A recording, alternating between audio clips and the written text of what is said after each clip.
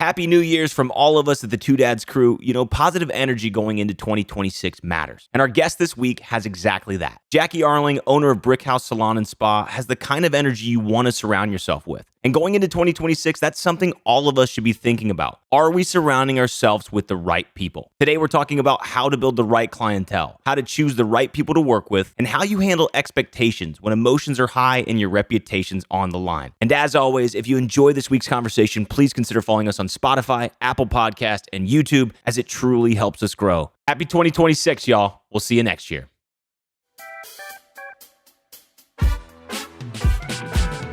Hello, and welcome to the Two Dads Podcast, episode number 46. To my left, Jackie Arling, and to my other left, Bill Ray. Hey, how are we, buddy? 46, and it's a hard one. I told you, once we get into these offensive lineman numbers, I'm going to really struggle. But it ain't going away anytime soon, bud. I think Andy Pettit was 45 or 46, so I think I'm going Andy Pettit, number 46, and I just hope I'm right. Somebody's going to correct you if you're not. Jackie, how are you? I'm great. How are you? Well, I'm good. Welcome to the garage. Welcome to the podcast. What do you think of this? You know, you're our first female touch we've had in a while. What do you think of our little area here? It's pretty sweet. Thank you. It's awesome. That's good. Happy New Year, everybody. Both of you. Happy New Year. Happy New Year. I don't. Can I have one of those things real quick? New year, new Mitch. New Year, new Mitch. That comes with a new hairstyle, says Monty. I'm going to fire one of these bad boys up. I'm going to fire one up. There we go. Happy New Year to both of you. Jackie, welcome. It's good to have you here. Thank you. We're super happy to have you. Bill Ray, how was your weekend, buddy? Let's start with that before we get to New Year's resolutions. Oh, I'm trying to think what the heck I did this past weekend. I watched the Saints win again, which is super unfortunate. We've won 3 in a row, so Wow. we're no longer in like a top 5 pick. So all the years the Browns fans are always rooting like, well, at least we get a top 3 pick. I was like, hey, we might get like a top 5 pick here. Your boy Jackson Dart put up a .02 for me in fantasy. I know we're sports balling right now. It is what it is, but I did something Saturday. We went down to Dayton. Me, Haley Riker, we took him to Scene 75, just a little like weekend getaway. That place is pretty fun. Yeah, if you guys don't know what that is, that's like an indoor arcade go-kart / I don't know. It's got escape rooms. It's just a wide variety of like fun little games the kids can do. Did he like it? Oh, he loves it. So I just told him, I said, you got, there was a deal for like $50 on a play card, right? And you get like $20 free. So it was like, he got like $70 worth of play cards. Was going nuts. And the prize he won was another football. So I think we counted the other night. I think he's at eight footballs now and just keeps accumulating them. What'd you do this weekend, Jackie? We went to the Salina Fairgrounds to see the Christmas lights with the kids. They always love that. We do that every year. It's a tradition. So somebody told me about Kings Island has a good one too. Or Cedar Point. Sorry, Cedar Point's got a good one. How was the one at the fairgrounds? it was good. It's always fun. The kids always like it? Yep, absolutely. I need a recommendation from people. I'm trying to go through one of those drive-through ones. The kids love going through the drive-through Christmas. Any good ones around? Do you guys know any? Fairgrounds is pretty solid. I've been to Allglaze and Mercer County. We usually go, but we went down to Clifton Mills. That's why we went to Scene 75. Clifton Mills, you were kind of cool, but I will say just a shade overrated, I would say. But I hate Christmas lights. I know it's a hot take. Happy holidays, everybody. I think it's the dumbest You're thing such ever. a downer when it comes to know. Christmas. They I don't know. exchange gifts. He doesn't like Christmas lights. His We don't dad never exchange- We celebrated. don't exchange gifts because we go on a trip. Okay, So there's a contingency there. I'd rather spend money on experience than get my wife the wrong color purse. Or a sweater. Or a sweater that she never did wear. And I'll keep making fun of her for that one. But yeah, no, I just think it's the dumbest thing. We drove an hour and a half to go see a million lights in a quarter of an acre of a yard. Bill Ray with the Christmas New Year's special there. We love that. You're the Grinch. Yeah, a little bit. You yeah. are the Grinch. That's well said. I had a fun weekend. Went out of town to Indian Lake. Working on some cool projects up there. I can't really give a lot of information up there, but some cool stuff coming. Sure you can. What is it? Yeah, let me just break some NDAs real quick. They would love that. But I went up there and I actually had a really good conversation. We have a family friend up there and his name's Ben, and he has sold a few businesses and he has exited. Obviously, he's raised funds. He's done a lot of really cool things. And one of the things that I took away from that conversation, especially after last week where we talked to Brad about dialing in, locking in, permissions, all these good things, I basically learned that Two Dads doesn't have a good business plan. And I'm interested to talk to you about that, Jackie, too, because I realized that it's the same way that I approach lifting weights, like you said last week. I'm sort of lifting, but I don't really have a direction. I'm sort of just going aimlessly. Now, maybe that's going forward in a way and you're making some good progress, but what's progress toward a goal that doesn't exist? So one of the things I'm excited to announce on this week's podcast is we're going to be bottling our dad sauce. Bill is sweet. I didn't know what you were going to say. I was kind of waiting for a better moment. That's a pretty appropriate That's a pretty one. appropriate. I like that one. Dad sauce and explosion. There's a lot of innuendos there, but that's the fact is like I need to work toward attainable goals. And one of the things that I'm thinking about and doing is just working toward bottling our dad sauce. Like you should be able to go to the truck if you enjoy this and purchase it. It would also be cool to have it into like grocery stores or locally or even e-commerce. But at least I've set an obtainable goal. And I think that's one of my New Year's resolutions this year. I'm excited to set goals. Whereas I've always done it aimlessly and projects have fallen flat as soon as I've, strained myself or overworked myself or had this moment where I'm like, I can't do this anymore. Similarly to what you felt like going in on one job. Like if I can't hold it up, then it all falls apart. And I've done that my entire life. So I'm excited for 2026 to say that I'm going to set some new goals. I'm going to set goals, business plans, and follow them. I turn that to you both, and I'll show it to you first, Bill Ray. What do you want to do differently in 2026? This is our New Year's episode. What immediately comes to mind? From a professional development side, I would say our goal where we work right now at VSF, we have over 700 units for multifamily housing. The goal is to try to double that hopefully this year, which is a lofty goal. But we are pretty much 100 mile an hour all time. I don't even know what a brake is. And in terms of a car, a brake pad, right? So being able to double the portfolio would be really cool. That's one of my main jobs, right? So what about personally? What do you want to do? What does Bill Ray deep down want to do? I told my wife that I'm going to get a golf membership to the Elks. And the reason I say that is that'll help me commit to going and golfing on a regular basis. So my brother Jack goes every Sunday with a big group of guys out there at the Elks all the time. So I want to do that. It's 7 minutes down the road. And then wanted to commit to a league night out there, but also 9 holes a week with Riker. And then Haley's like, I'd like to go out with you guys. So kind of do that, but really just stay more family focused and intentional with the time. I think Josh Worling said it really good, and then Brad said it really good last week of just kind of setting a schedule of like where you're going to be with your family and intentional uninterrupted time. So in real estate, you're on call 24/7. Things break nonstop. People have questions all the time. So being able to hone in and take, whether it's 6:30 to 8:30 every night and turn the phone away and put it down and say, hey, this is for Haley and Riker and nobody else.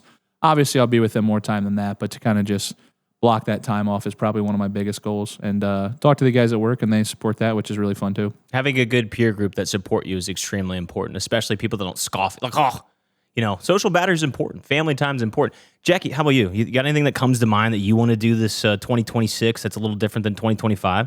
I want to be on my phone less and definitely focus in on family, like you said.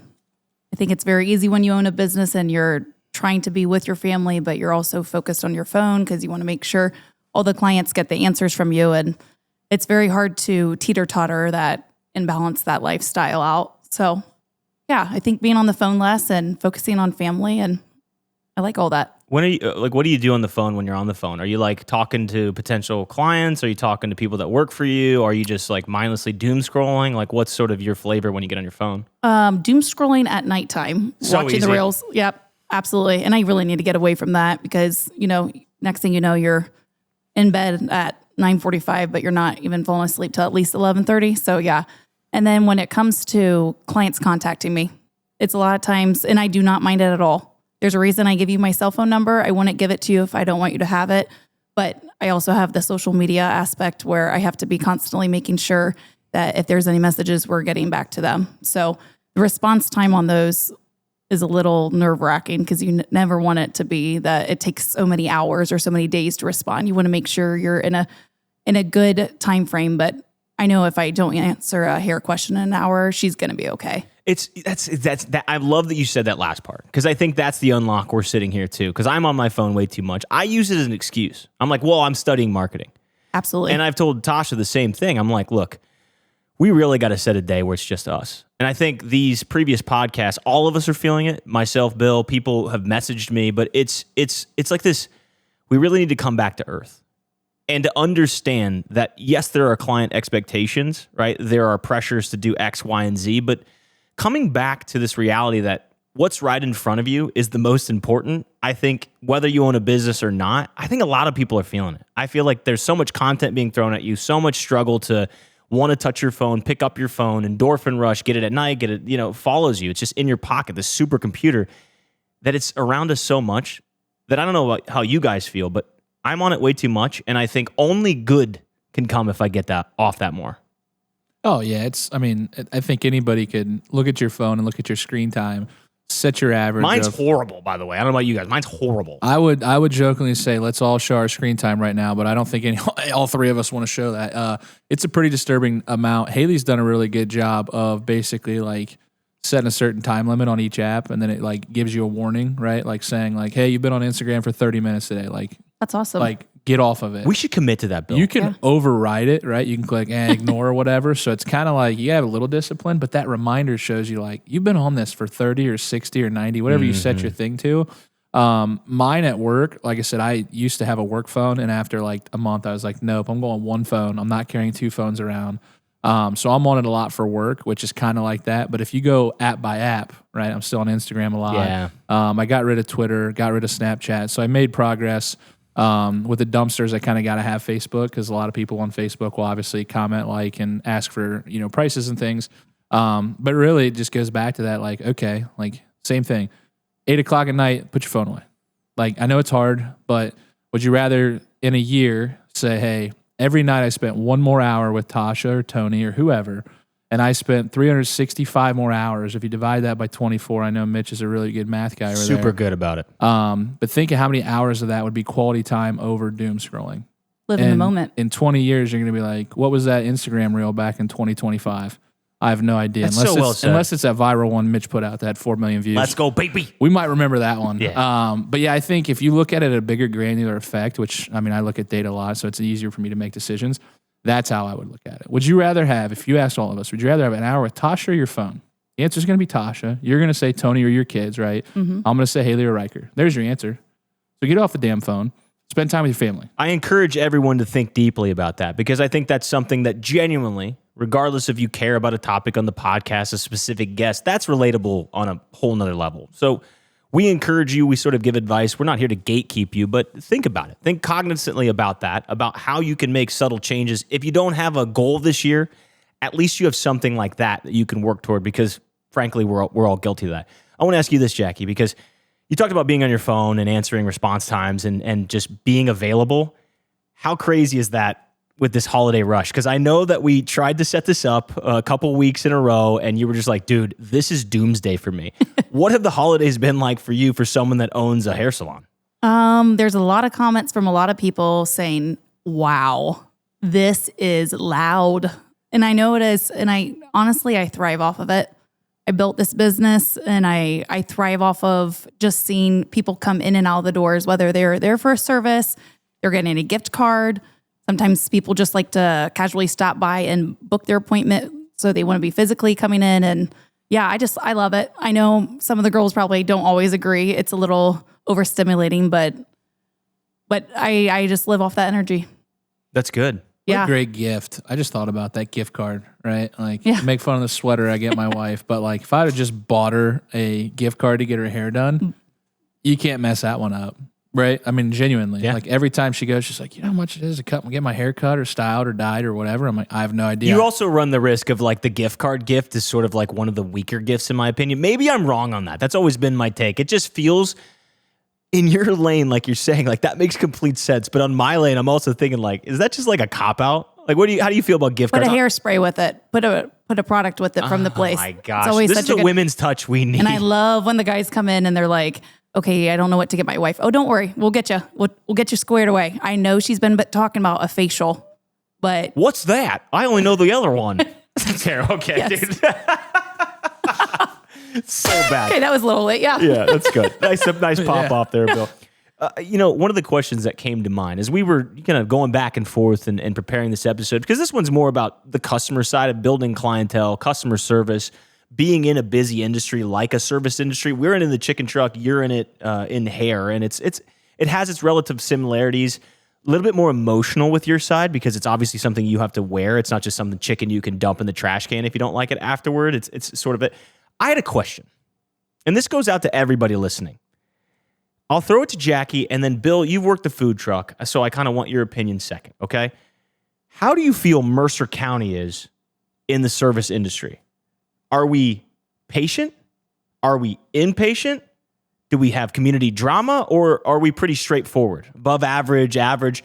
Talk to me about how Mercer County people handle customer service, because I see you guys at the grocery store, right? So like, you screw something up, like, do they tell you? Do they not tell you? How do you see Mercer County as customer service? I think it's a really good mixture. I mean, as far as patience, I think somebody just might have a little bit more than others. COVID really guided people more to be patient, understanding, because we all know the service industry right now is lacking a lot of help.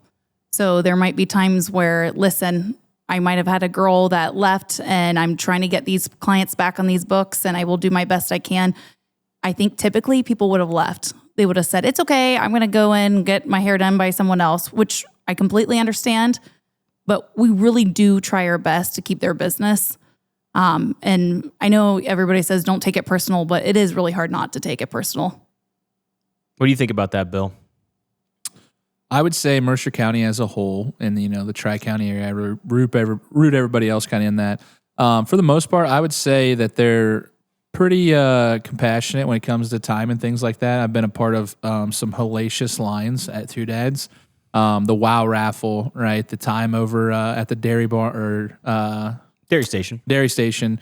Then I looked and literally checked the numbers, and like in an hour and a half, we had like a record day. I was like, "That's Mitch typed something in wrong. That's not right." And he showed me the $3,000 order, and I'm like, "Okay, yeah, maybe that was it." But I think one thing, and this is probably not just Mercer County, it's probably everywhere. The keyboard warriors, I think they're out for, I don't know. Like, I would hate to put my name behind some of the stuff I read on Facebook from some of these people. And, I think of, have you guys seen like the Mercer County mugshots page? Oh, yeah. Or Mercer County Outlook. Yeah, Yes. like some of those. So it's like, hey, Mitch got arrested for drinking and driving, which is probably one of the most common ones in Mercer County, right? And everybody's just either making fun of them or, just saying how big of a disgrace he is, or thoughts and prayers. And it's almost like, why? Like, why are you commenting and making fun of a guy on social media for getting a DUI? Hey, they made a bad decision or put themselves in a bad spot. They probably regret it. They don't want this on Facebook. I see why they put it on Facebook, for public awareness in case it's, a drug thing or, unfortunately maybe a sexual predator of some sorts.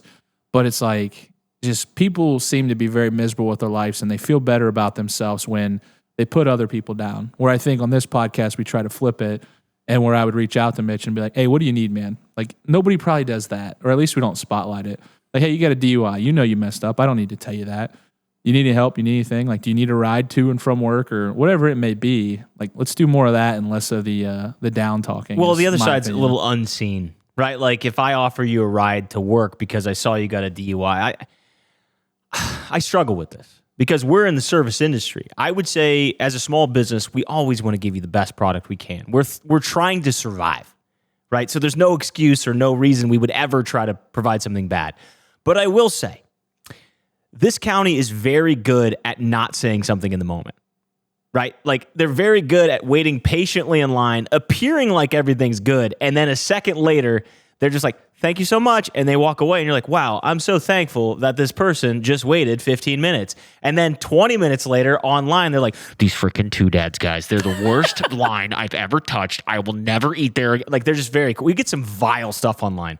And to your point, Bill, I actually prefer people that say it with their chest. We get a lot of these burner accounts that are like taking shots. I don't know if it's because we come trying to be as authentic as we can.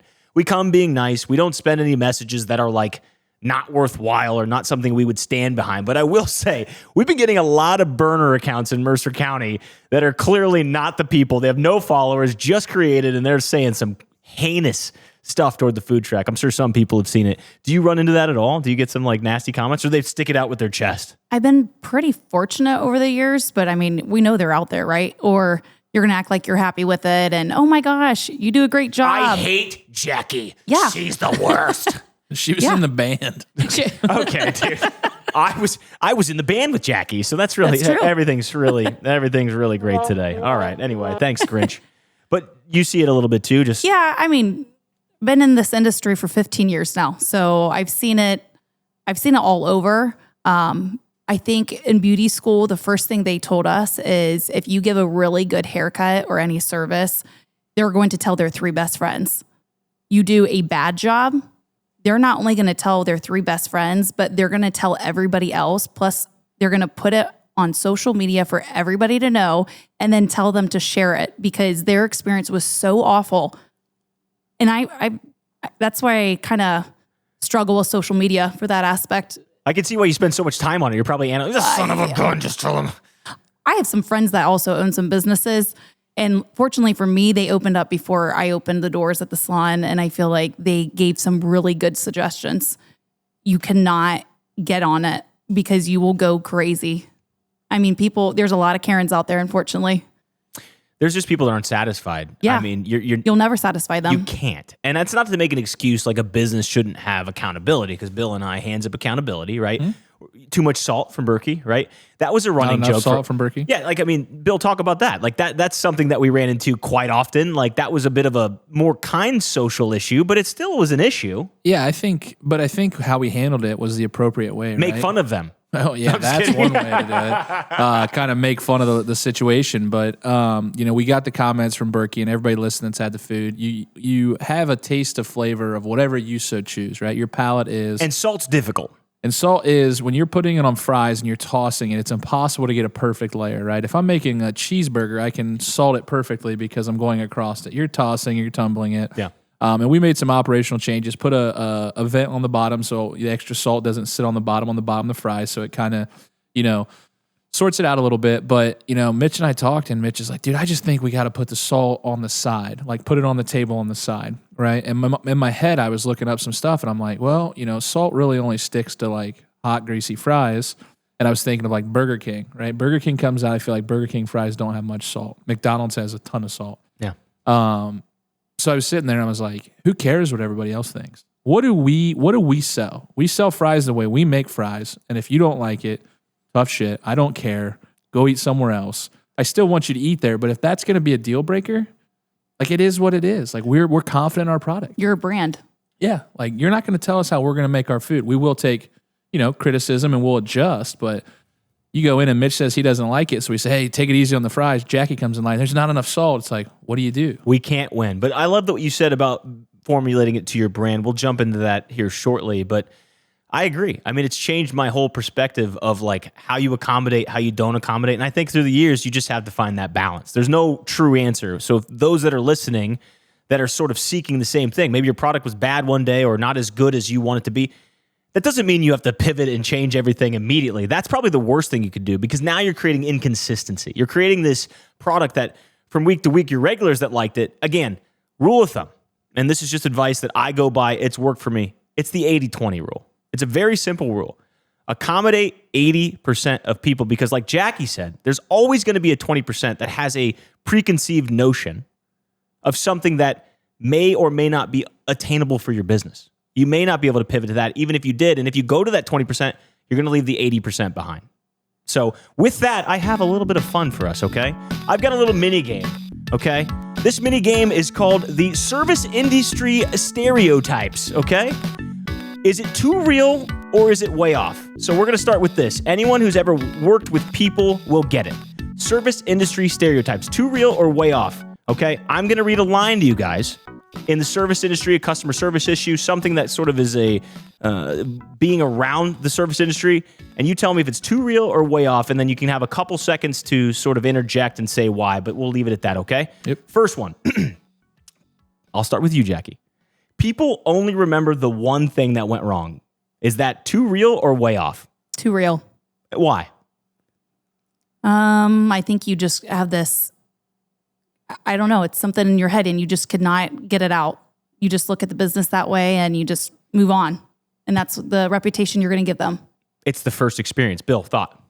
Too real. Yeah, I think people just, the negatives will always outweigh the positive in people's mindsets usually. Okay, I'm going to go to Bill in the second one. Everyone becomes an expert after watching one video. Is that too real or way off? He's laughing. That's way off. Okay. I think that there's definitely people out there that can learn off the first video and do really good and really well off of one training, but a lot of things just take extreme reps to get really good. Jackie, thoughts on that? Way off. Okay. I love that. Jackie, back to you. Flexible hours means you're always available. Does that feel too real or way off? Too real. Why? I remember I had this guy that would always message our Facebook, and it would be, I'm not even kidding you, 1:30 in the morning, and I was very new at the business, so I wanted to make sure I had a really quick response time. You're answering this guy? My husband was about to throw me out. Yep. Just stop. You need to get off of this could turn business away. I'm like, well, it could. I mean, this guy's a little bit of a weirdo, but he pays well, I guess. So we'll keep him. The checks keep cashing. Bill, Yes. I'll toss it over to you. Is that too real or way off? I'm just wondering why you're messaging Jackie at 1:30 in the morning, Mitch. I got to get my hair done, Monty. All right, we'll toss it back to Bill. Customers think they're the only appointment that day. Do they come in with that perspective? Yeah, I would say they probably come in with that mindset. Too I think real, I'm then. a little bit, too real. I think I'm a little bit more in the middle on that one. I think people are cognizant of the people around them, or should be. But yeah, I definitely think they think they're the priority. Probably. Okay, and Jackie, to you. I'm right in the middle with that one. Okay, why?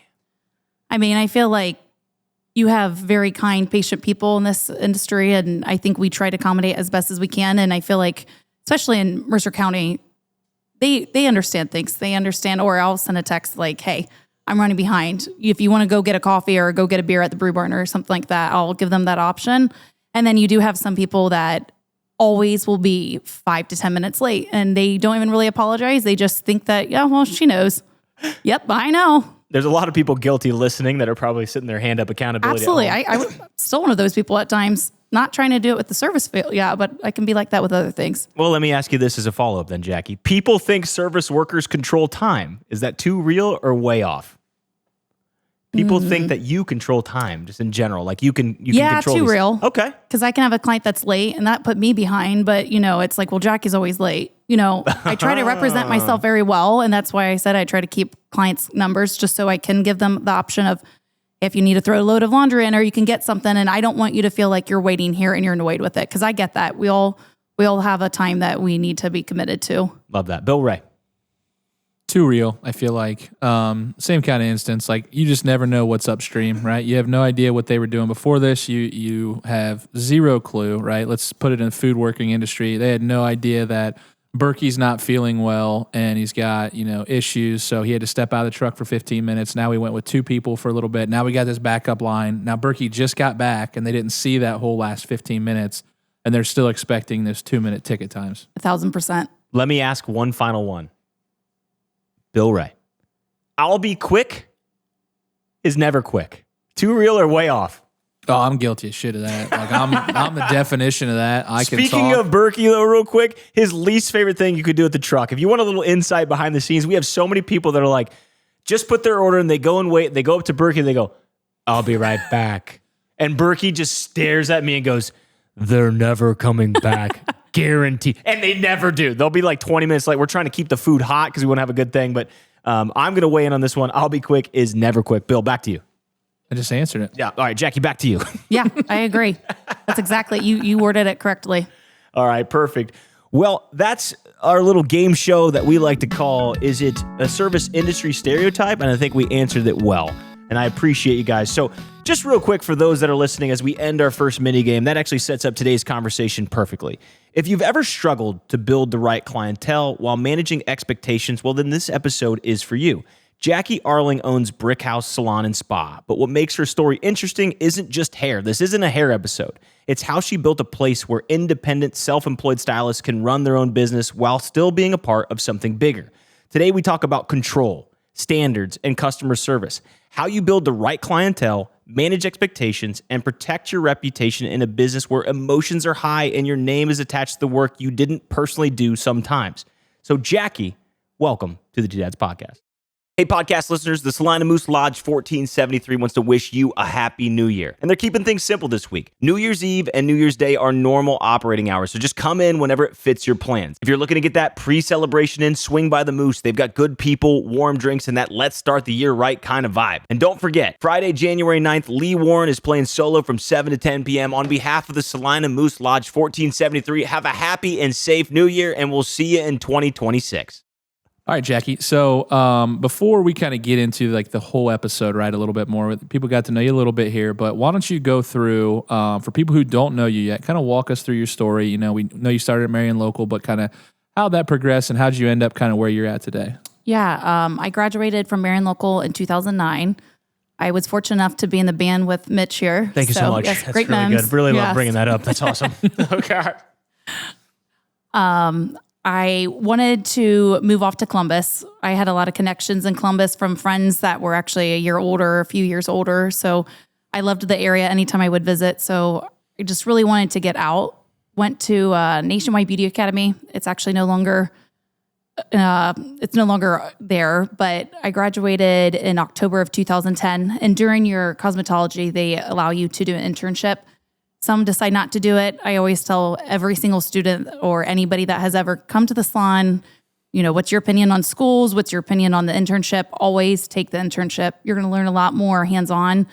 The things that you learn in school are going to get you to pass the boards so you can get licensed. But, you know, it's anything else outside of that, you're going to really see and hear when you go to a really good salon. So I had a great opportunity to intern at a salon where there was a girl actually from Maria Stein area. Her mom was talking to my mom back at home one day, and she said, you know, if she needs an internship, she should really look at this place in Upper Arlington. So I got contacted with her, and yeah, it was a really great experience. Herb Street got his haircut there. I can say I'm a Buckeyes fan, but I don't know a lot of the people. So Same. he was asking me, you know, where are you at in the program? How you doing? And we were kind of shooting shit like that. And next thing I know, I was like, okay, so who are you? What do you do? I think the hairdresser was like, how about you go do a load of laundry, Jackie? He was extremely nice about it. He probably actually loved it, you know, it humbles you. But yeah, I got great experience from a huge range of clientele. And there was this one girl that worked there that was very good about describing me. The girl that I interned under, you know, she would introduce her clients to me and explain what she was doing, but it was somebody else that would always grab me and say, hey, I want you to see this. So, you know, you'll learn the basics in cosmetology school, but you're just doing that to get to boards and to pass. And then, you know, you're out in the real world. So I need to learn a lot. After my internship and graduating, I actually did stay in Columbus area, lived down in the campus area with about, I think there was 12 of us girls in this house, 3-story house, lived in the basement. Yep. Pretty cool experience. They're all in college. I'm, you know, the one that has a full-time working job. So I was always out of the drama because when the drama was happening, I was normally at work. And by the time I got back, I was like, what the hell happened? So it was a really fun experience to live that college life still, but also be in the real world and still getting paid. So worked there for a little less than a year. Unfortunately, there's some things that happened at that salon that kind of forced me to get that out of there. And they make you sign these non-compete clauses. So it's really hard to go to just a different salon right down the road. And I knew one day I really wanted to get back at home. That was always my goal at the end of the day. It wasn't to open a salon, to be very honest with you. It was just, I want to be back in that area because if I get married and have kids one day, I really want to raise them there. I have my mom and dad there. My sister was, I think, living in Columbus still. Eventually she did move off to Colorado, but I knew there was a good chance that she was never going to come back to this area. And not that I did it for my parents, but I really just did it because I loved my life. I loved high school. I had a great experience, have great friends, great support system. All 4 of my grandparents were living at that time. So got back to the area, worked at a salon in Coldwater, a little mom and pop shop. You saw anything and everything. People are very friendly there. It kind of helps when you're not exactly from that area. So I did get the clientele from Maria Stein, but I really got great exposure to people from all areas, you know, in the Mercer County area. So that was a really good experience. And then I worked there for about 4 years before I went to Expressions in Salina. One of my husband's buddies, his wife owned a salon at the time, and she had an opportunity for a full-time position, and that's what I was working towards in Coldwater. So I went there, and Salina almost felt like it was a city again compared to Coldwater. So there was a lot more interesting things I would see, and definitely the clientele was just a little bit more wide range, but it also exposed me to offer more services. You know, I also got to start offering makeup for wedding parties. We saw a lot of those, and we did at the other salon as well, but I was able to offer those services myself. So I got good exposure to that. And at this time, I already had in my head that I was probably going to be building a salon. I just needed to get the land locked in and get the contractors and all that. So when Jamie Gunmiller approached me about working at her salon in Salina, I was very front with her because I know what it's like to, work at a place and then you hear somebody's going to do something on their own. All the bitches throw up their hands and they're like, get her out. She's not committed. And I just was like, I don't want that. I want to be very, upfront. So let's just talk about if I can do this, are you going to be hurt and offended? Because if you are, I don't want to ruin that relationship. And she was absolutely very supportive of it. So, and she did give me some tips and stuff. And her salon setup was different from the previous salon, in Coldwater, I knew you. It was, like I said, a mom and pop shop. I loved it because everybody knew everybody. And it was just an older house that they made, they renovated into this salon. And then in Salina, it was very industrial, very cool, very, very neat vibe. It just kind of brought different atmosphere. So I took kind of all those combinations from the salon in Dublin, which was very high end. I'm talking glass shelves. We have a waterfall when you first walked in. I offered you tea. Never had tea yet at 19, but I'm going to offer to you, lady. And, it was great experiences all around. I have always had great things to say about any salon I've ever worked at. There's going to be people or there's going to be situations that you hate to look back on like, oh, I wish I could have done this or changed this. But I feel like I still keep in good contact with actually all of them. Even the receptionist that I first started when I first moved to Columbus and the very first salon I worked at, I still am in contact with her. So that's pretty neat. But yeah, when it came to starting to design the salon, I contacted Wygant out of Minster, or the contractor, and they have never done this before. They were very upfront. We want to do this. But I'm going to tell you, this is all men, and we have no idea what we're doing when it comes to like, you need what? Pedicure bowls? So I had to do a lot of research. So that got me to go back to Columbus. And the nice thing about going back to other salons, the ones that I haven't worked at, was just seeing different things they're offering. Not even just the services, but the setup their salon. Some were very upfront and said, you can look at it, but we're not giving you a tour. We're not giving you your opinion, even though they knew that I was not from the area and I had no plans to build in Columbus. And then I had this one guy actually on campus that owned a salon and spa, a beautiful place. And he said, let me show you everything I would not do again. And you really depend on those people. Yeah, I think that's kind of the two-edged sword, I feel like, of other businesses, right? I think the epitome of us, right? Carrie Sr., Spank, all these guys. Keyhole Pizza. Keyhole Pizza, Aaron, like all of us work together. Now, a lot of us serve different foods. Us in Seatown are probably the closest chicken, right? People love to compare it. But it's two totally different types of chicken, right? So, but we've gotten better by having good mentors in Spank and Aaron and Carrie. Tell us how they fail. Yeah, they're just like Carrie Sr. literally said, hey, this off season, guys, like when you're done and you got time, like I'll show you how to make this better. Like not changing the recipe, just optimizing the process. And he offered that. Yeah, like he came to us. So I think a lot of times, like and maybe that's the Mercer County touch. Yeah, right? I think a lot of that has to do that. Yeah. But to go to the big cities and say like, yeah, look at my walls, but like I'm not helping you at all. Like you failed when you started as a business owner. Nobody was perfect, right?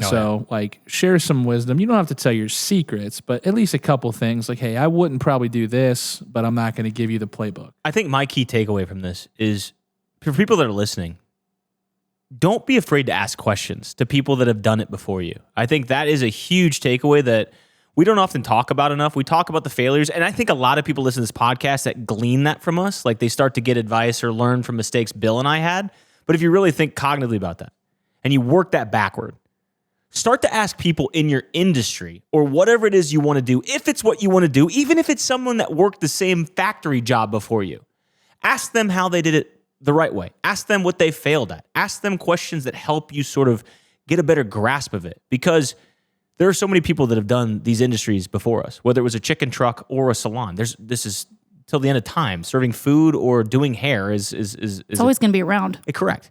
So there's always people that have a wealth of knowledge that are willing to help you, and most times willing to help you, especially in Mercer County because of the touch that Bill had spoke on, that they'll tell you what their failures are. And we've had more progress in the last 2 years. Why is the chicken truck successful? I can tell you it's a little bit of operations from Bill. I can tell you it's a little bit of pizzazz and vision from me pushing it. But I can tell you it's a whole heck of a lot about learning from other people.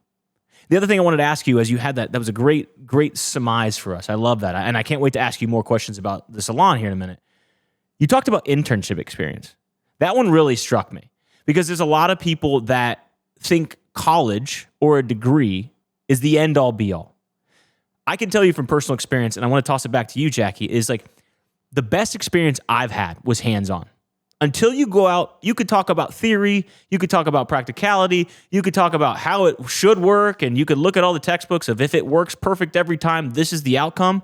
But I can tell you, and Bill, you could speak to it here in a minute, the inputs and the outputs are wildly different sometimes because there are so many things going on at the same time. It's never as simple as just, yes, if it works from A to B, yeah, it'll do that. But as you know, there's so many different variables that happen during a growth process, personally, professionally, a business that can just throw things into haywire. So I ask you real quick, for people that are listening, right? How valuable was your internship experience? And would you recommend it for people that go out there to have a chance to take an internship? Absolutely. I mean, I knew I was not going to go to a traditional college. I loved high school, but it was because of the social life. I loved, all that. Social life in the band? Oh my gosh. Did you go to band camp? Nobody even talked to me in band either. So I was, I was the lowest of the low, dude. No, I always I learned a lot better and quicker when I could just watch you do it. Like I just remember I am a hillsman and we use our hands. We always just talk with our hands. And I remember just being like, can you just like show me? And that's how I'm going to best learn. And then I feel like there's a lot of people, especially in that trade, that do better that way. We thrive off of that. We might not be your book person, but if you show us how to do it hands-on, I'm probably going to learn a lot quicker and I'll probably do it better because I'm going to critique myself a little bit quicker because I understand that. And I feel like, I don't know, I knew that was going to probably be my best option. I actually did look at a culinary arts school because if hair were, you need a backup plan, right? When you start looking at colleges. So if hair was not going to be what was for me, then I need another. And everything that came to mind was still something in the work field. It was that service industry that I wanted to do. So yeah. Does that answer it? Yeah, that answers it very well. What'd you think, Bill? I mean, I'm an ops guy, so I'm hands-on right away. There's no other side of that. But I mean, for the internship, like, I think that's a great response, right? Like, get out there, do something, right? It was kind of cool to hear that your industry has, internships. I didn't really know that. So that's pretty cool. I think from like when I was at Reinman's, the old Goodyear plant, right? I had an intern from Indiana Tech over there, right? His name was Trevor, really smart young guy. Driven his all world out. Like, he's going to learn more there than he will in college when it comes to your field related skills, right? Like, you can read a book on how to cut hair, I'm sure. I mean, we have to, yeah. Right. Yeah. But but when you read the book and you're ready and you pass these tests, you go cut your hair, that first haircut's going to be god. It's got to be awful. terrifying, yeah. yeah. But then you cut 10 heads, the 11th one's a lot better, right? Absolutely. But it's by learning, by hands-on. So I always tell people, like, what kills me out there, and I'm, again, not to sound negative with this one, but, when I see private equity firms that I used to work with have 23-year-old consultants for manufacturing facilities that have guys with 20, 30 years in, and you're going to come in here and tell a guy that's been doing this for 25 years at a really high level. You're not just talking about an average Joe. This 23-year-old guys, you're going to do this, this, this, and this. So then you start doing it, and it epically fails, and they're like, what the heck's going on here? And you just say, well, that 23-year-old kid told me what to do, and you told me that's what I needed to do, and this is stupid. He's like, well, why'd you do it? Well, you just paid him $150,000 to come here to Ohio to do this. Like, why'd you pay him? Like, I should be asking you, why'd you pay him to do this? Did you not vet this kid before you sent him out here? And I'm sure there's 23-year-old guys out there that are smarter than me and better than everything. But it's just one of those things where it's like the hands-on experience. There's no way they learned all that in college without actually physically doing it. Well, taking this back to Brick Haus, okay? You've interned, you've asked questions, but when designing the Brick Haus, what decisions sort of felt the heaviest early on? You've got this wealth of knowledge and maybe a little hands-on experience. Was there something when you were designing the Brick Haus that it felt heavy to you? It still felt a little scary or unknown? I was already in the industry for, I think, a little over 6 years at that point. So I feel like I worked at all these different places so I could see what worked a little bit better, what didn't work as nicely. I just feel like it was probably learning from each place. Like, hey, like, we thrived in this, like, doing wedding parties at this one salon. Why? Like, why did we? Well, it was the setup. it was wide open. You know, you have this wedding party and, you know, girls want 10 of their best friends in their wedding. So that means you got 10 bridesmaids, you got the bride, you got the 2 moms, you got the flower girls, you got all these people in here before your employees are. So I needed a wide space, but then, you know, they might have not done well in the other areas where like the private conversations. So when it came to designing the salon, I had a lot of that in mind. You know, wedding parties are a key point when it comes to Saturdays. That's where the business thrives, are going to be wedding parties. But during the week, obviously, you're probably not going to be doing a wedding party. So it's going to be your cuts, your colors, your other services like that. So I actually had my dad design a bar. He did a custom stainless steel bar. He went to a salon in Anna, and the guy was very great about helping us out. You know, anything I would do again, nothing I would probably make it bigger or better or whatever like that. And that's one thing he had. He had these dryers from the top of the ceiling that came down. So it's not wasted space that's sitting on your floor, because that's not going to make you money. But the chairs with that bar, that's going to make you money because you got clients sitting in there. Now, of course, the next question is always like, well, what beer are you serving me? You know, it's like stuff like that. Busch Light. Yeah. We actually got had a high guy noons for you here. we had a guy that stopped by the salon and he was driving past quickly, he said, and he's like, oh, I backed it up and walked in, and he obviously saw the bar right away. And The waterfall. Yeah, the waterfall. And I have all these, you know, dark cabinets behind it, and I walk up front, I was like, can I help you, sir? And he's like, yeah, is this a saloon? Okay, all right. That one's just like it's a reading salon. comprehension problem. Let me follow up with that, because I think that's a completely fair response, a good response. How much of the decisions felt heaviest about the people and not just the space then? Were you more worried about pleasing the people than just the space?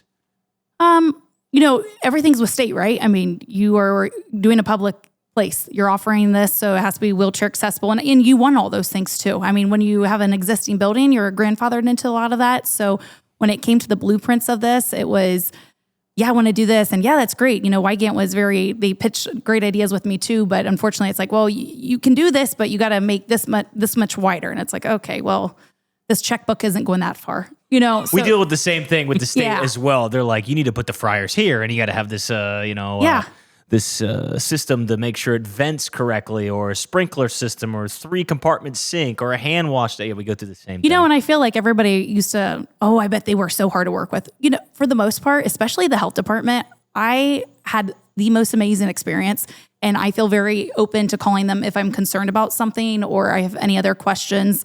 Only bad one for us was Jay County. We went over there to Indiana. We had this lady stood at the edge of our food truck inside for 40 minutes, was taking chicken tenders out of Berkey's hands after we had already temping them again, like completely interrupting service. I'm sorry, I have to vent because that lady made me so mad. And they were like, you gonna come back? I was like, probably not. They're like, this lady's been driving people out of town for decades. So I don't know. Great warning. Yeah. Yeah. So, and state board still stops in. You know, we don't get a warning. And you know, there are rules probably implemented because they need to be. There was probably a situation where something happened, like, oh yeah, we need to do that. But then there's other stuff. It's like, really? You know, you really think that's the better idea? You think this is what's going to make this business operate better? Because I don't think it is. But I'm not the one making the rules. You're talking to an ops guy right here. So yeah, I think that the big thing for like in state inspectors and things like that, I deal with them obviously in real estate and things like that. If you're just intelligent and willing to work with them, 90% of the time they're just like, hey, I need this fixed. When can you get it fixed? And Jackie's like, well, I'm gonna have to call somebody to have them do that, or, you know, move that around. They're out 6 weeks. Well, you have 30 days. They're not gonna say you have 30 days. You're gonna say, I can't fix this physical, electrical issue, whatever. I got a contractor. He's coming in 6 weeks. It'll be done in 6 weeks. Okay, we'll follow back up in 45 days. Okay, you did everything we asked. Perfect, great. You're on your way. So I think just working with them and being honest. Now, there's definitely some out there that are probably just miserable with their lives, and it's just kind of hard. But I mean, it is what it is. That's gonna happen. There's 10% everywhere. But was there ever a moment you realize, you know, people depended on Brick Haus? Like when you go after everything, that where else would they go? Like that's their home now? You know, the one thing is, like I said earlier, it's not like I went to beauty school saying like, oh, I want to own my own salon. I mean, I never was against it, but it wasn't like my actual plan at first. My dad actually has owned a few businesses. He actually started as a farmer, then he went to Mueller Trucking. back in the industrial park. And No free brand deals. Yeah. Just kidding. I'm just kidding. Great people. Anyways, so my dad became self-contracted through Mueller Trucking after he was in an accident. So after that, he kind of approached them saying, hey, I'll do this if you're willing to do this. And I feel like once my dad saw that, it's like, wow, you can really do well for yourself. Although I'm still working for a company, working with them, they're getting me the loads, but I also have the freedom. So he would actually go out to California because he's the only guy that liked to do it. And, on his downtime, he always said, I'll do this when I come back. I want, X amount of time off. Well, that's when he started doing his own welding business. And that's kind of how things started rolling. And I remember my dad saying, Jackie, there is a salon in Maria Stein. There is. But the ladies are all, they were probably, I don't know, probably late 40s, early 50s. There's going to be a time they want to retire. But it was out of a house. And do you want to buy that from them, or do you want to do something from ground up? Well, I think the opportunity is going to be more from ground up because I can offer more services. Unfortunately, they couldn't offer pedicures, manicures, all of those things. They just weren't set up for that. And I think seeing that we didn't have that, in Maria Stein, I mean, yeah, you can go to Salinas, Sydney, you can go all these places, but I feel like people want convenience, especially in Maria Stein, and people will support people, especially in our area. What did that feel like? I'm going a little off some of the questions okay. I wanted to ask you, but it's such a good point because I hear it all the time. Same with C-Town Wings. What are you going to do? They're your competitor. What are you going to, like, it's such an obscure question, like competition can't exist. I think it's a very peculiar thing in Mercer County, the Tri-County area, like you said, it's like a bubble. It's like, just because someone started a chicken business doesn't mean there can't be a second chicken business, right? What was that like for a business owner coming in? You've got this legacy brand that's been existing for a while. People have constantly done that, or that's the thing that was available in Maria Stein. And now you're building new. Did you go through any like apprehension? No. Did you get any No, what was it that? was wonderful.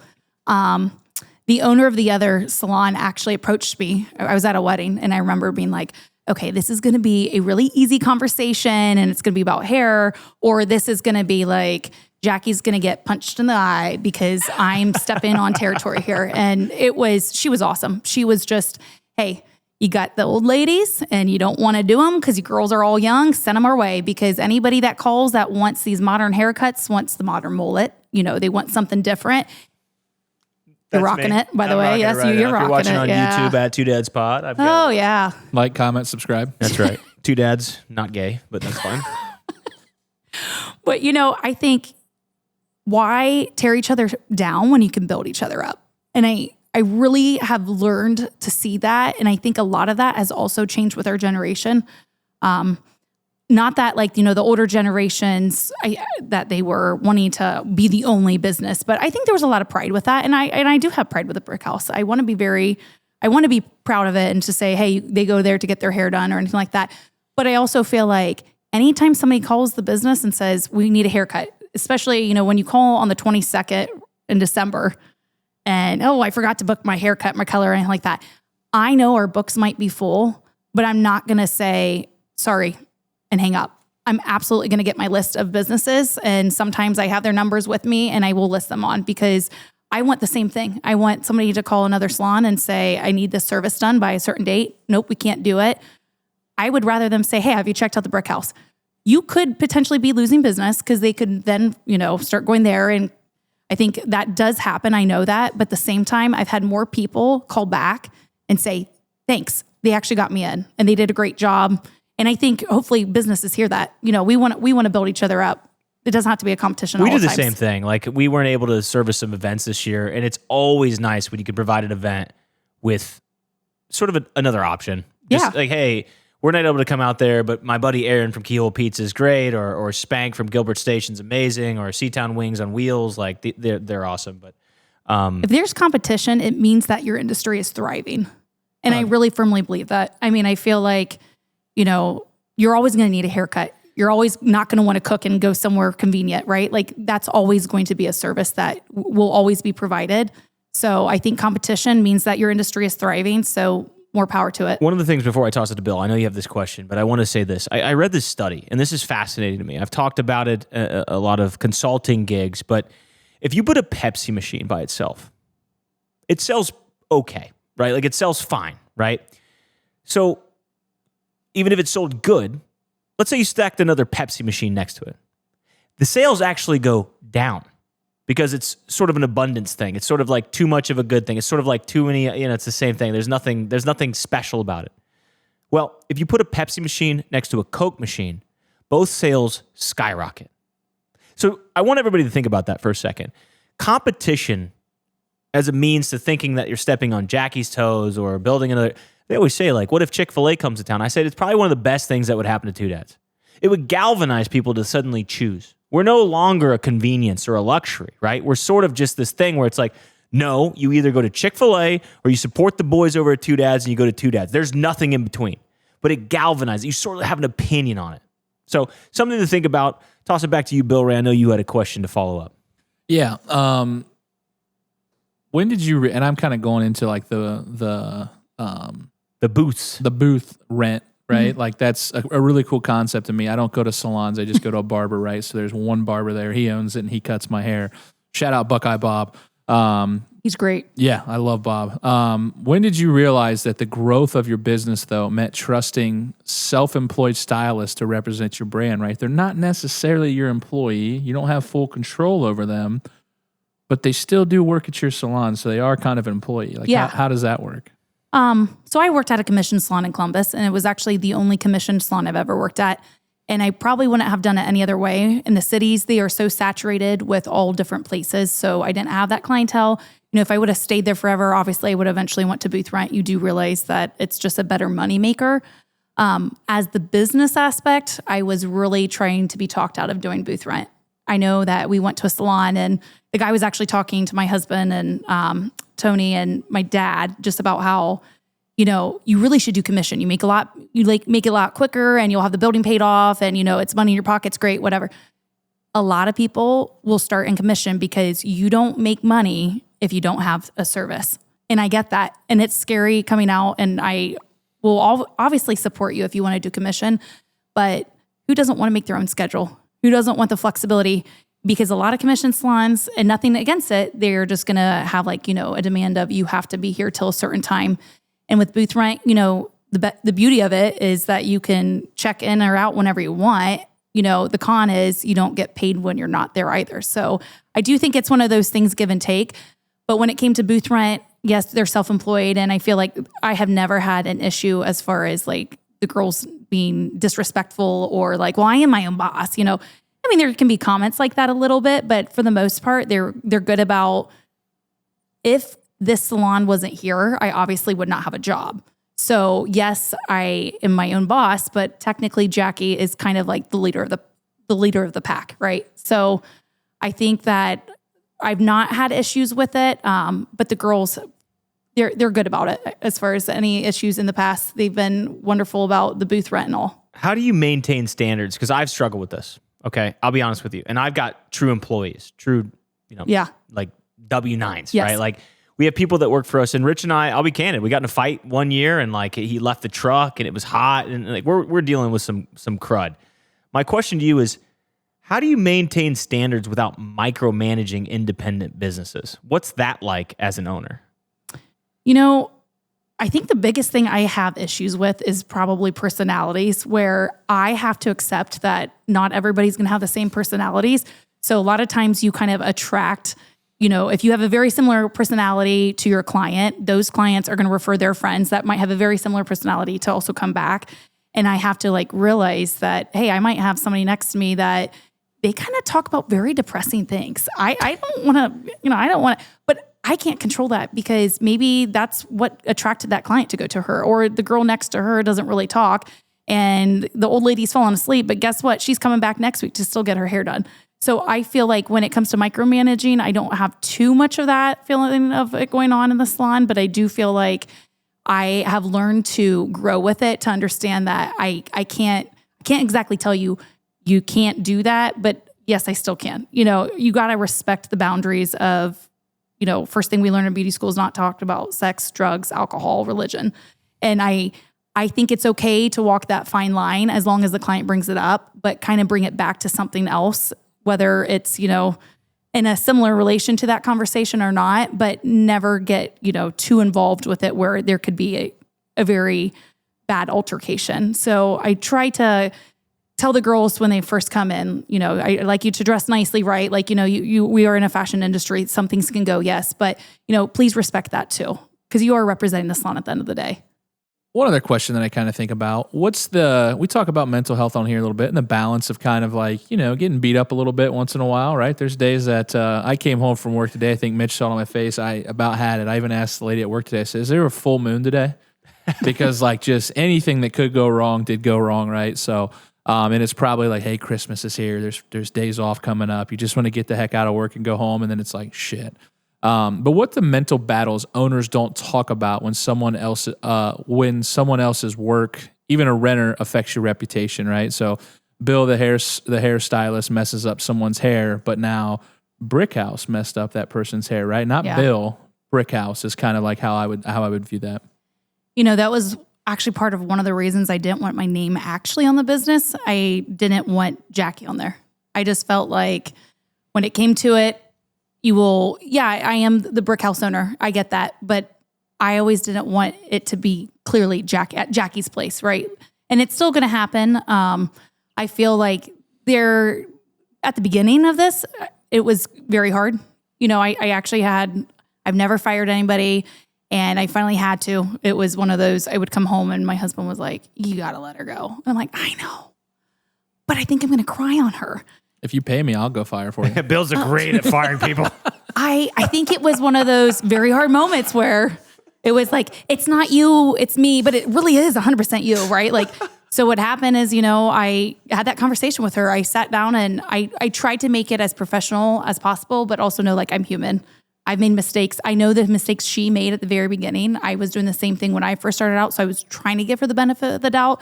But then it came down to it where it's like, listen, it's not. But I think you need to go to another salon. I actually recommended a local salon that has like an internship, but it's after you graduate.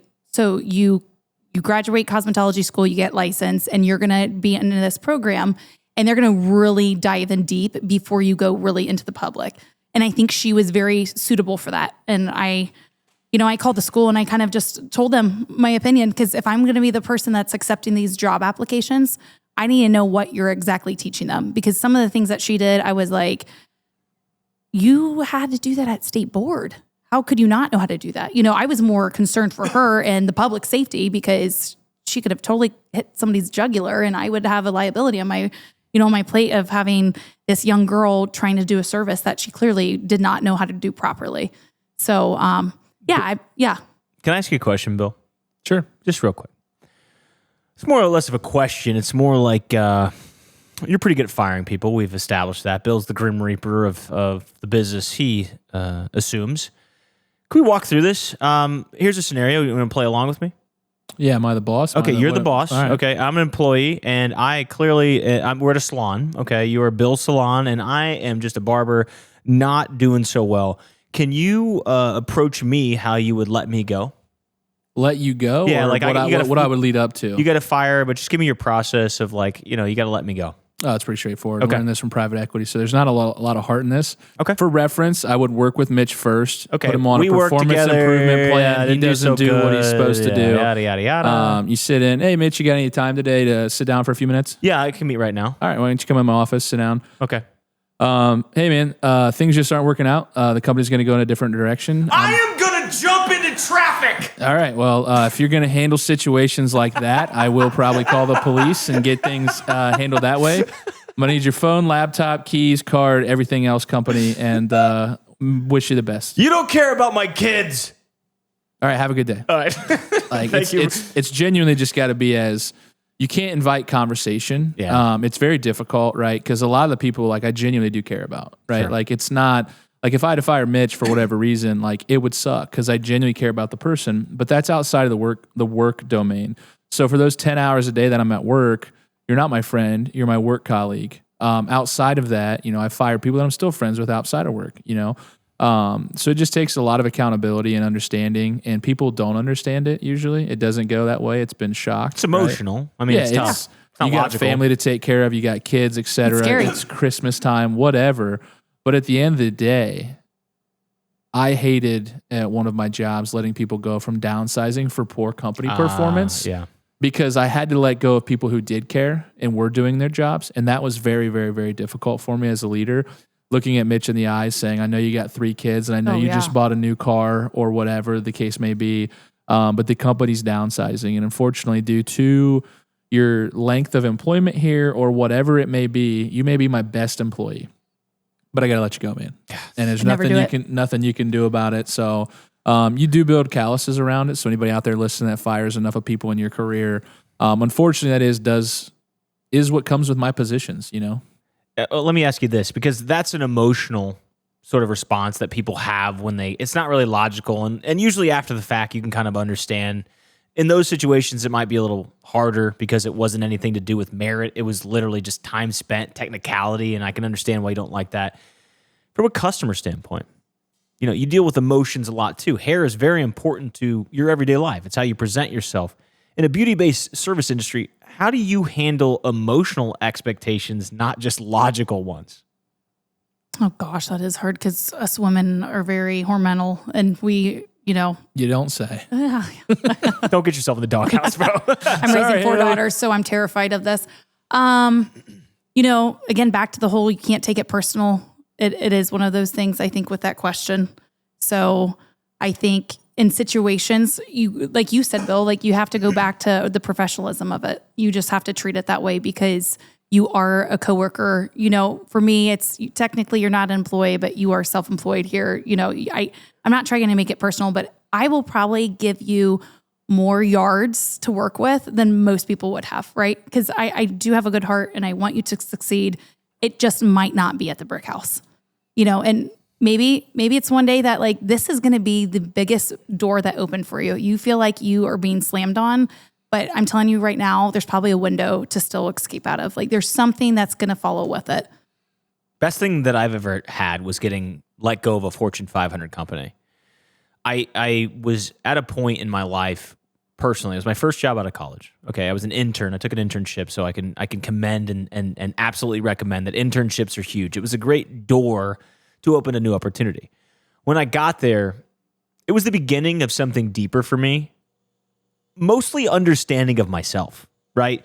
And I can still remember my mom's words clearly, right? Like I had worked there for 2.5 years, Fortune 500. It was probably Fortune 200. It was a very good company, great benefit, the Cadillac of benefits, good pay. But I was constantly feeling like I was being judged for doing things more efficiently. I wasn't very good at being a company man, meaning I could finish some Excel spreadsheet because I could do a VLOOKUP that the controller would take 8 hours to do.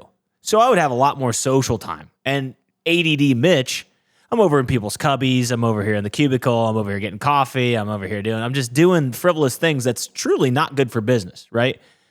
So they called me in and were basically like, hey, we're eliminating your position. We're going to move you to customer service, which is like, I wouldn't say it's a downgrade. It's not exactly lateral, but it's not being fired. I would say it's not every kid's dream to go work customer service. It's fine work if you work in customer service. Hey, but you love to talk, Mitch. Go talk to customer service. It probably was logical. There's no question about that. But it wasn't what I went to school for. It wasn't my passion. And I remember walking away.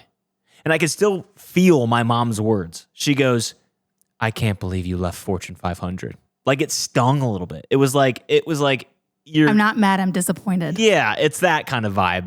But at the same time, I remember thinking about what you just said. It was like, that was the best thing that could have ever happened to me. Now, yes, in the moment, it stings very much because you take a paycheck that you go from X salary to 0, right?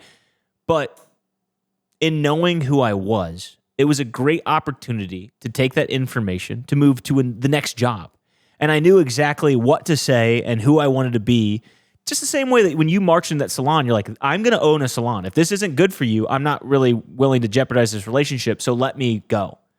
It was kind of the same thing for me, that when you look at getting let go, it's not necessarily the worst thing in the world. Now, if you have debt obligations and things, like there creates complexities. But I will say the thing that struck me there was there are windows of opportunity that come from some of the lesser heightened moments of your life that can sort of blossom into new opportunity. Yeah.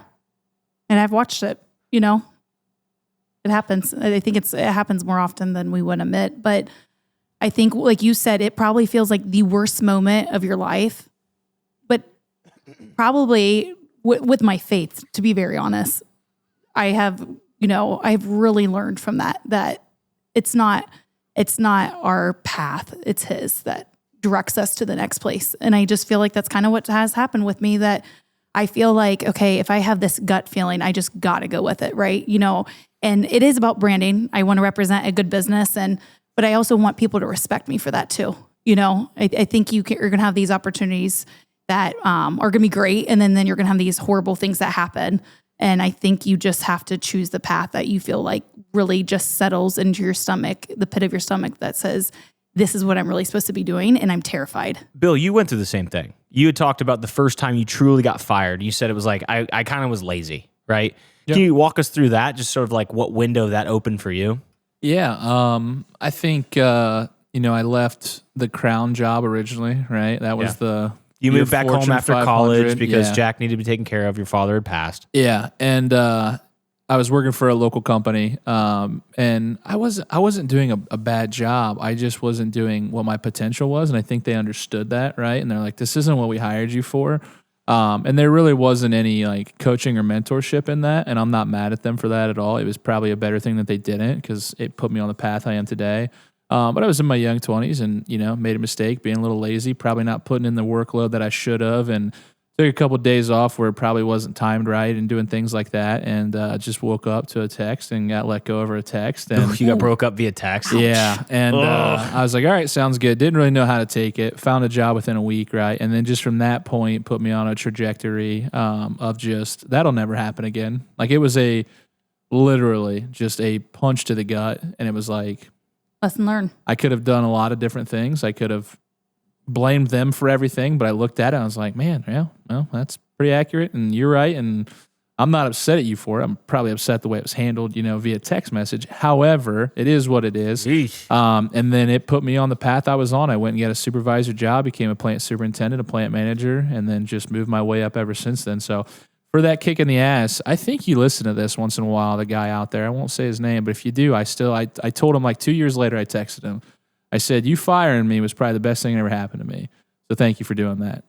I always hope for a text or a letter in the mail, because I think when you were talking about it, I was like, you really need to contact them and just say, it sucked at the time, but thank you. Yeah, I do. I firmly believe that, because like without that, like I said, I would have kind of just moped around, and I would have been serviceable. It's not like I was a god awful employee, right?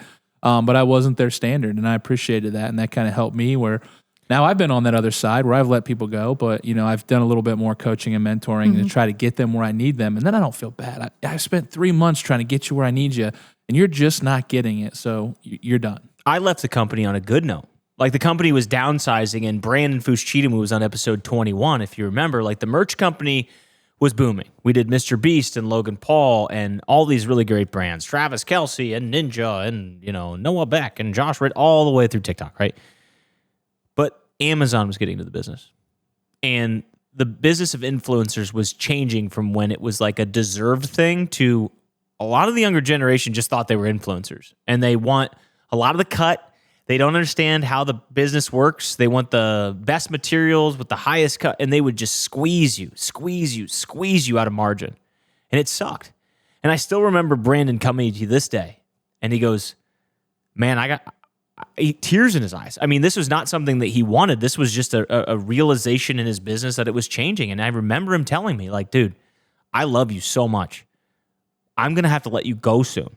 And I don't want to, but I still thank Brandon, because Brandon guided me so much in my life. He's such a mentor. He's one of my best friends. He's taught me so much, but it was a great cord cut to show me that I needed to go on my own. I needed to trust in my own skills. It was those same skills that landed these influencers, so why couldn't I do it on my own, right? It was just a safety net. And I think what we're all kind of surmising here is sometimes you got to cut the cord, sometimes you got to let go of that safety net, and you got to free fall. And at the end of the day, you're going to find out what you're made of. One of the questions that I thought of as we were sitting here, conversing, which great feedback, by the way. I hope people are listening and taking this into account. You might be going through it. You might be thinking about it. You might be going through it. You might be heading towards it, not realizing it. Like, it's just one of those things. Conversely, and on the other side, because we talk about scarcity and abundance, right? Like, how intentional are you about curating the type of clients that fit Brick Haus? Because obviously you don't want bad breakups to bring if you're bringing the wrong, if you have abundance in something and you're bringing the wrong clients to you, you're going to have bad breakups left and right. How intentional are you about curating those type of clients? I think we create this atmosphere. We want you to feel very welcomed. The reason I called it the Brick House is I want you to feel like you really are in a home where you can feel safe and everything. Again, the personality, you kind of gain those clients. So you have like 6 employees, right? Like you got 6 hairdressers doing their work. You're going to have very similar personalities to their personality. So I feel that our area is very similar. We all like very similar interests and do similar things. And I kind of feel like that attracts people to come in. That's well said. I mean, we talked about with Tom Burton, the scarcity and abundance. I know it's a tough question, but curating a specific type of clientele has everything to do with how you design it. Yeah, the atmosphere. The atmosphere, the product itself. I mean, how would you classify Two Dads customers, Bill? If I put you on the spot, like, we look at us, it's mostly, I can't even say it's mostly men anymore. Like it's a mix, but we went at it with intentions to be sort of comedy, sort of laid back, dad style, but we're attracting a lot of good people. And I don't know how you feel about it, but we're bringing a lot of people with good intentions. And I think that's the type of clientele we're starting to see. Yeah. And I think, just the type of people that we bring around, it's fun to see the interactions. You see them in the back. You might see Jackie talking to someone she doesn't know. And it's like, oh yeah, what's good here? And like, oh, this is the best, right? Blah, blah, blah. And they kind of talk about it. The fair was kind of a cool unlock for me. Because I think at the fair, there was a lot of people that didn't know who we were. Like they'd come walk by the first time and they'd be like, what is that over there? Then they walk the loop and they come back like, okay, we're going to eat here, right? They want to check everything out first and they say they're going to eat here. And I still look back to that day, man. Those 3 guys that were sitting next to us at the Mercer County Fair, I got like a pop and some fries from them or something because I felt terrible. But dude, I think I could count on 2 hands how many people stopped there. And they were chicken and fries. Like that's what they were doing. And we were just murdering them. And I just felt really bad, so we went over there, got some. But then when we would sell out at 8:30, 9 o'clock or shut down, guess where they got busy? Like right when we shut down, they were the next option. And they just jolted up. Hey, we're shutting down, but these guys next door, give these guys a run. Because we've also felt that, not really from a lack of customers, but maybe a location. Like when we went to the campgrounds this year in St. Mary's, there was just nobody there. And it was just like, this is a dud. And it's like, that was kind of the worst I felt like. You get down about it pretty easily too. You start to question yourself. When we're used to, 10 people in line all the time, then we go and we were sitting, like there was a time for 45 minutes where we didn't take a single You order threw for the 45. football around. You guys are playing pickup football, dude. But that also speaks kind of to the brand too, though. Some kids throwing That's a football. Right. Hey, let's get out of the truck. It was hot. We're throwing football for this kid wearing like a Patrick Mahomes jersey. One thing that I do kind of like asking though, I think the booth rent thing kind of perks my ears. I think it's kind of a cool little thing because it's just not like a standard business to me, right? So it's not like a typical employee. But from a booth rent perspective, what advice would you give stylists building their own clientele inside someone else's space, right? Kind of it comes back to Mitch's question a little bit. You say it caters to this. What would be your advice to those stylists trying to find their lane? When you go to the city, a lot of times there's hairdressers that they're known for a specific service. So they might call it a blonding service. So they're only going to offer highlighting for blonde clients. And then you might have even though I'm not a barber, but I do a lot of men's haircuts and hey, she does a great job with it. So I'm going to focus on that. Definitely find your niche with it. You're going to be exposing yourself to all different services. So it's great to lay it out to be like, okay, I definitely do not do well with kids' haircuts because I'm not nice to the kids and they don't like me or whatever. Okay, you can maybe still offer it, but put it on somebody else's books because everybody's going to kind of find the spot and then you get known for that. So I feel like with the girls at the salon, there's definitely some that are more known to do the guy cuts or the highlights or the extensions or all these things. So I think we can support each other. I have a lot of clients that have curly hair. I have curly hair. I had horrible experiences growing up sometimes where it's like, oh my gosh, I look like a flipping triangles on my head. So you found the place where they're like, oh, go to her. She's really good at this. And I feel like you can continue to do those services. And I know that my books are full, but I know the girl next to me, her books are not as full. So I know she does very well with this. I'm going to put those on there and I'm going to really support her and tell people hey, I can continue doing your hair, but I think you're going to be really good with her schedule and your guys' schedules match up a little bit. So why don't you start seeing her? And then that gives her more content to put on social media and you're branding yourself. And it also obviously helps me because when you're branding yourself, you're branding the business. And even though I'm not necessarily making money off of those haircuts, I am potentially bringing in more clients to say, hey, Mitch needs a gift card for Tasha for Christmas this year, and that's kind of how yeah. So that's kind of how it rolls with it. And I feel like you do find yourself doing one service that I absolutely love. I do love coloring hair. I love highlights clients. I love, the all over color just in general, because I love the feeling of making a woman feel like a whole different person in a great way. Like it brings out their inner confidence. Me too. But I'm not going to lie. I'm so sorry. I'm not going to lie. Like the girls put perms on my books and it's fine. I can do it. I have the stuff for it, whatever. If I did perms all day long, I don't know how much I would love this industry. I don't really love it. And I know every job's going to have that, but I also want to continue to offer that service. So right now I don't really have a lot of girls that like to offer it, but I know that I'm not going to be like having these 80-year-olds being willing in the chairs and be like, I need a perm. I know that's not going to happen all the time. So I'm going to still offer it to accommodate to them and their lifestyle. But hopefully one day there's going to be this chick that says, hey, I love perms. Great. I'm going to give them to you. Let me ask a question to both of you. Okay. I'll start with Jackie and then I'll go to Bill. For owners that have an independent business like you do, and Holloway, I would consider the same thing. What matters the most long-term? Talent, consistency, or character? Which one sort of matters to you the most? What resonates the most in your gut? To be very honest, I think all around. I think, I want to create a very, like I said, a safe space. I want to create this atmosphere where it's not just women coming in and you think like immediately, I don't know how you feel, but when you say you go to a barber, I feel like it's a very quick in and out service and you might get a 15-minute conversation. It's great. You guys catch back up on maybe the last sporting event, whatever. But, women can be in our salon for a few hours, but I don't want men to shy away from it to think like, well, I'm not going there. I think that, we want to create this atmosphere where you're very comfortable with it. I want, obviously, our work, your service, I want to be very representative, say, all around. They do guys' haircuts, they do kids' haircuts, they do women's, they do pedicures, manicures. I want to be well-rounded on that. So I think that having a different clientele with employees is very important. Agree or disagree, you, Bill Ray?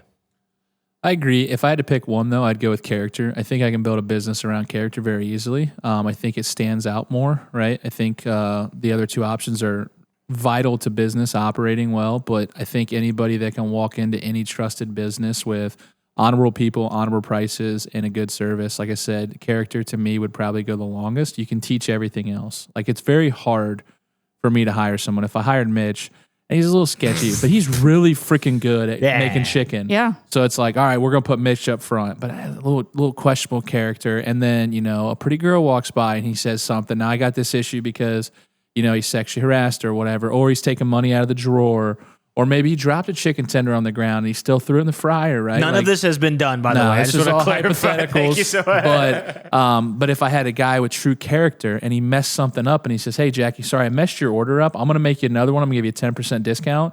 That's going to win someone over. So I think the character outweighs all the other ones. Great answers from both of you, but that sound is a very specific sound, Jackie. Have you lawyered up? You got all your paperwork done? Because we're going to play the final game show here at the Two Dads Podcast. Are you interested in playing? Sure. Bill Bring it Ray, on. have we run everything? Sure. You got to want to do it. We've never had anyone turn us down yet, but that was the closest we've probably been. Are you interested in playing the game show? Heck yeah, Let's go! There we go. We're back. All right, this one's going to be fun. This one's called What's the Damage? We're heading into a game show I like to call What's the Damage? We'll name a city, okay? We're going to name a city. Jackie and Bill, you're going to go against each other. You're going to guess the average price for a men's haircut there. The closest is going to win, no overthinking, okay? I'm going to give you a range, and I'm just going to tell you now. It's between $20 and $50 range, okay? I'm going to give you a city, okay? I am going to name that city, and you're going to tell me what you think their average haircut price is. Again, between $25 and $50. No, you said 20 just a little bit ago. True. 20 and 50. That's correct. I have good character, Bill Ray. I don't have the good math. consistency. Not good math, but between 20 and 50, okay? So I'm going to name a city, okay? And you guys are going to quickly answer one at a time. We'll go back and forth. Jackie, do you have a charity in mind that you want to donate to? We try to donate to charities here. Did anything come to mind you have?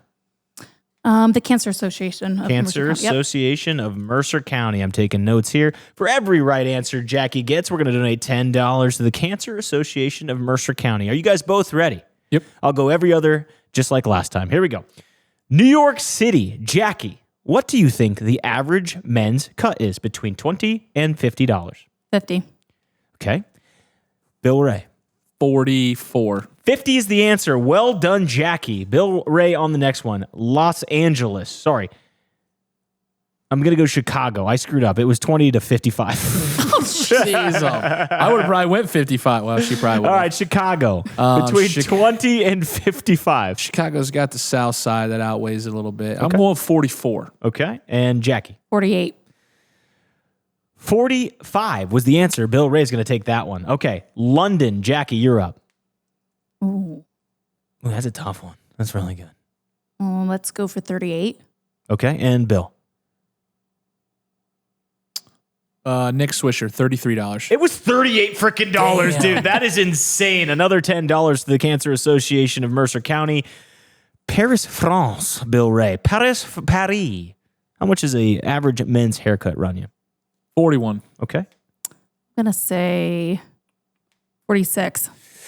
26 is actually a little bit more fair in Paris. They must have a nice little variant. Bill Ray with that one. Over to you, Jackie. Tokyo. Between 20 and 55. Let's shoot it for 34. Okay, Bill Ray. That's my lucky number. 27. The answer, 28, Bill Ray. Damn. Nice work. That was pretty You good. should That get was in the pretty industry. good. Yeah. Pretty hiring. good. Bill Ray. Mexico City. Average price of a haircut. Was it in pesos? checking. No, Dollars. USD. Okay. Dineros. What was the bottom 20? 20. I'm going 23. Okay. Jackie. 21. 22 is the answer. We're going to give that to Jackie. That's fair. good. That goes to the Cancer Association. Final one, Jackie. In these small town, Midwest towns, what's the average cost of a men's haircut? We're going to go 17. Okay. And Bill. Well, you said the bottom's 20. Oh, you did. Yeah, I did say the bottom's 20. Okay, All right, well, so- I would say, 20. Okay. I'm gonna go 23. The answer was $25, but that's all the time we have here. We're going to round it up to $50 to the Cancer Association of Mercer County. That was fun. Jackie, did you have fun? I had a blast. I had a blast having you too. Bill Ray, anything to say before we get out of here? I don't know if I beat her in that, but that might be the first game show I won, and in a category I have not a clue about what to do. You did And a I'm great in the job. industry. That's sad. Jackie, where can they find you? At the Brick House in Maria Stein, Ohio. Check her out. She does a great job, a great podcast interview, and we'll see you next week, knuckleheads. See you in Until next time. 2026. Oh my Yes. gosh, she's right. Happy New Year.